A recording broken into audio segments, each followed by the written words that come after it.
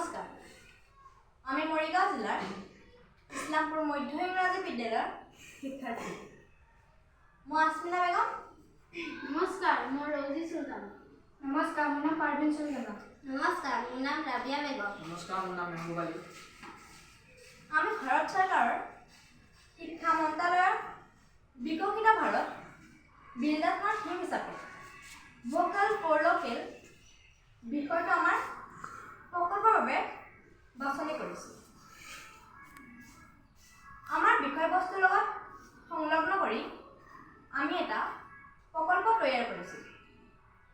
প্ৰকল্পটোৰ নাম হ'ল গামোচা আমাৰ গৌৰৱ, আমাৰ স্বাভিমান।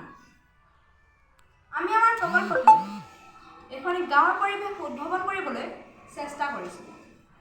ৱেবিং মিল স্থাপন কৰিছোঁ, লগতে এখন সাপ্তাহিক বজাৰ গঢ়ি তুলিবলৈ চেষ্টা কৰিছোঁ।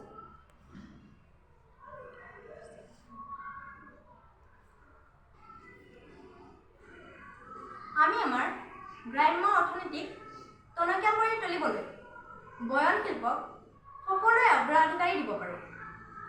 ইয়াৰ জৰিয়তে বিভিন্ন কপাহী বস্ত্ৰ, খাদী বস্ত্ৰ তথা পাট মুগা আদি নানান সূতাৰে গামোচা, চাদৰ মেখেলা আদি প্ৰস্তুত কৰি এখন বৃহৎ বজাৰ গঢ়ি তুলিব পাৰোঁ। যিহেতু আমি দেশৰ অৰ্থনীতিৰ একোজন দায়বদ্ধ নগৰী, গতিকে গ্ৰাম্য অৰ্থনীতিত বয়ন শিল্পৰ অঞ্চল ভিত্তিক এখনি বজাৰ গঢ়ি তুলি আমি স্বনিৰ্ভৰশীল হোৱাৰ উপৰি দেশৰ সামগ্ৰিক উন্নয়নত বিশেষ অৰিহণা আগবঢ়াব পাৰোঁ।